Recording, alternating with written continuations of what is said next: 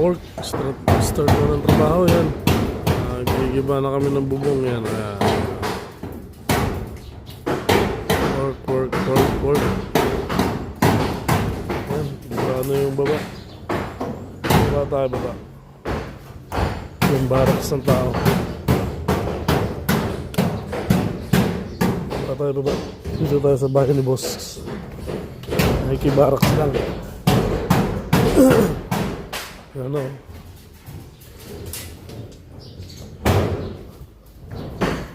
Nagigiba na yung bahay. Sayang, ganda pa ng bahay. Natanggal yung mga glass sa pinto.